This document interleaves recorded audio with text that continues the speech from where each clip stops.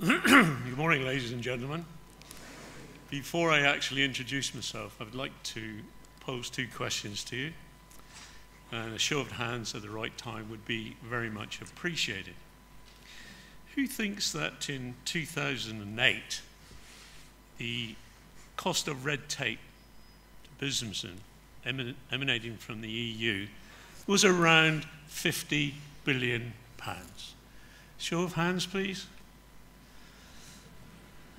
Not a few. Who thinks that it was actually more like 100 billion? Or more, I hear.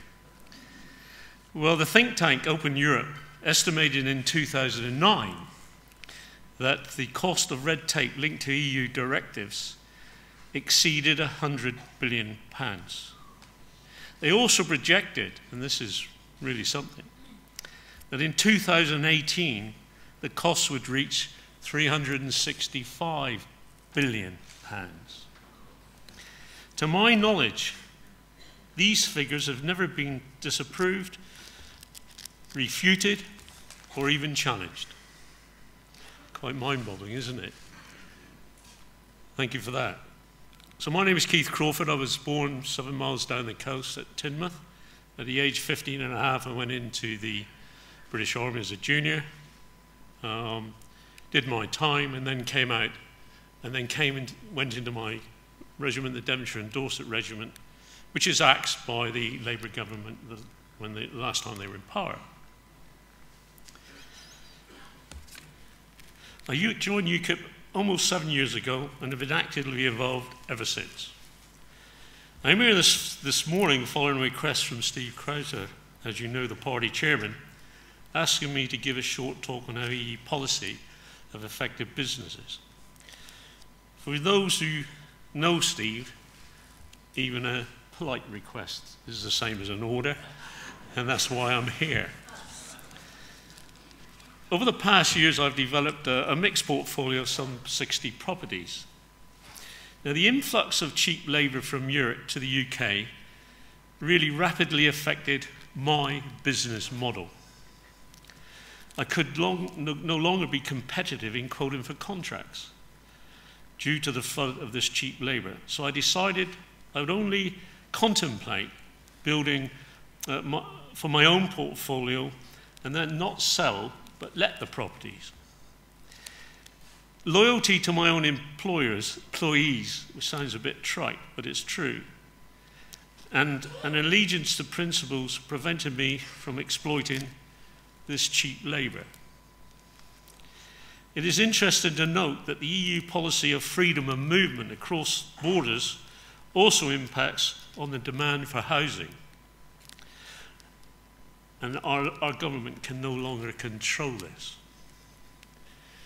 Now, the organisation Migration Watch produced figures quite staggering, that 86% of new housing required in the UK, that's approximately 260 homes per day, is necessary to satisfy the need for EU members migrating to the UK to be housed. This squeeze on the accommodation available throughout the country has also forced rents up, and British people are losing out by having to pay high prices for accommodation, which I'm sure you're very aware of. I started this morning by quoting the cost of red tape to British businesses, and as someone who's on the ground, let me share with you some simple examples of unnecessary expenses imposed upon businesses. First of all, the landfill tax. It's generally known that this costs councils throughout the country approximately averages £3 million per year. The knock-on effect of this has been exorbitant prices charged to contractors using these landfill sites. The price of a 6-yard skip, when I started 20 years ago, was £10. It's approximately £240 today.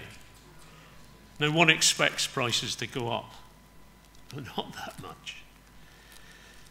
So therefore, the disposal of rubbish is a major additional item in the overall cost of any project. Landfill taxes being one extra cost, but also, in my particular business, I have been subject to the energy performance certification, which initially cost £200 per housing unit.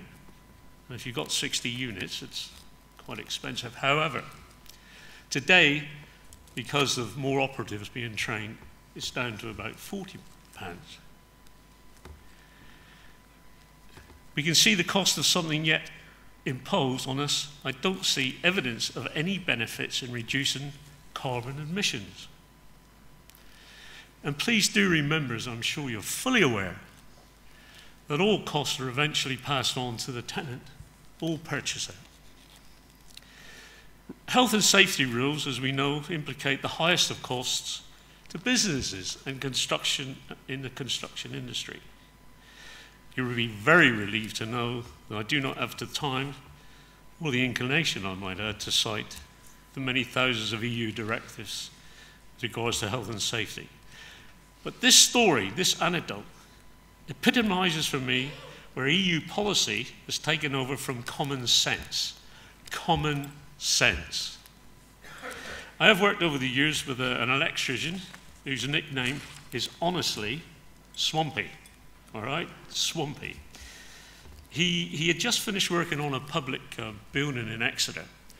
And as usual, when he came back to me to do a few weeks' work or whatever, he was full of moans and groans. However, on this occasion, his complaints, in my opinion, were justified. This was during the height of the summer. Last summer, that is. Each day, he had to wear a hard hat, a mask, goggles, gloves, high-vis jacket, and reinforced toe-cap boots. Not particularly comfortable to wear any time, but particularly in a hot summer, or during a hot summer. He openly admitted that he did not work to his usual capacity and disliked and resented every moment he was on that particular site. I can assure you that is not the terminology used, but there are ladies present. A simple example, but nevertheless illustrates how individuals and organisations become disempowered by the enforcement of EU regulations. The net result of such decreased productivity and morale issues represents surely a great disservice to the British business, or to British businesses. And on this point, I do seriously wonder if there is a link here with the worrying productivity figures recently released. It was only highlighted last week, actually, in the press by the international comparisons released by the Office of National Statistics, that output per hour worked in the UK is 21% lower than the average for the 6 other members of the G7 countries. Britain is suffering the biggest productivity shortfall since 1992. Is all this linked, do you think? Now, whether it's light bulbs, and we had a demonstration of that this morning, or courses learning how to safely put up a ladder and then subsequently climb it, you all have had your own experiences of EU directives undermining the British common sense approach. The British common sense approach. So what really concerns me and us all is the lack of meaningful public debate in this country, which brings me on to my last point.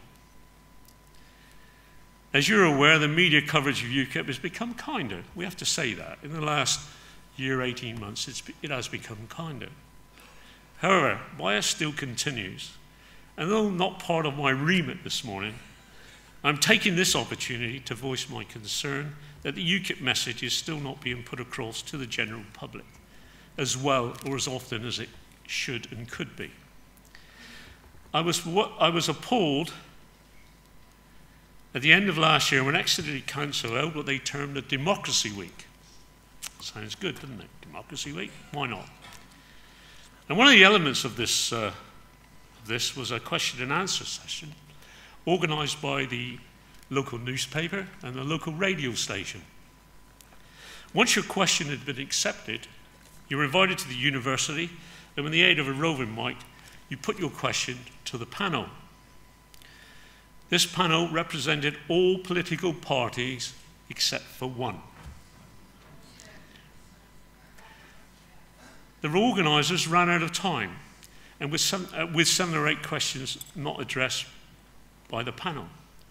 One of these questions was from myself, asking why UKIP, who is fast securing its position as the 3rd largest political party in the country, was not represented. Sort of stinks, doesn't it? Sort of stinks. This final point does take me off the brief and the remit that Steve gave me, but I mention it to reinforce that which concerns us all and needs to change if the issues I have spoken about this morning are to be fully understood by the British public. Thank you for listening to a first-timer who's a big boy but shaking his boots.